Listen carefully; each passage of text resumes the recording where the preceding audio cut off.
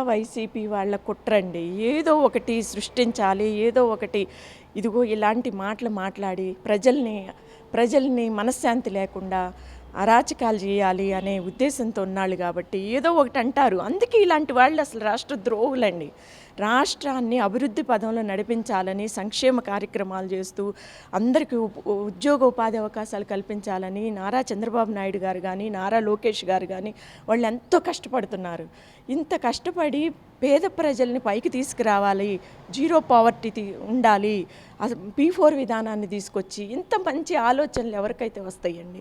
ఇంత మంచి ఆలోచనలతోటి రాష్ట్రాన్ని అభివృద్ధి పదంలో నడిపించి రాష్ట్రాన్ని ఉన్నత స్థాయిలో ఉంచి దేశంలోనే నంబర్ 1 స్థానంలో ఉంచాలనే ఆకాంక్షతోటి రాష్ట్రాన్ని అభివృద్ధి పదంలో నడిపించాలని ఎంతో కష్టపడుతున్నారు చంద్రబాబు నాయుడు గారు, నారా లోకేష్ గారు కానీ మంత్రివర్గం కానీ అన్ని ఐటీ కంపెనీలు అభివృద్ధి పదంలో నడిపిస్తున్నారు.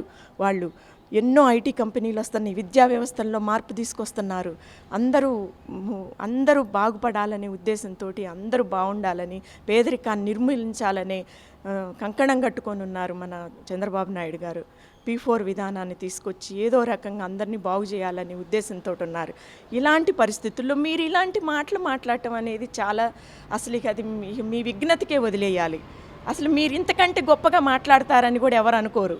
మీరు ఇంతే మాట్లాడతారు, మీరు ఇంతే పోతారు. ఈ జనం మీకు ఇలాంటి తీర్పులు ఇచ్చినా కూడా సిగ్గు లేకుండా మాట్లాడుతూనే ఉంటారు. మంచి గురించి మాట్లాడరు, ప్రజల సంక్షేమం గురించి మాట్లాడరు, అభివృద్ధి గురించి మాట్లాడరు. రాష్ట్రాన్ని బాగు చేయటం అనేది మీకు అసలు చేత కాదు. మీకు అసలు అలాంటి ఆలోచనలు కూడా రావు.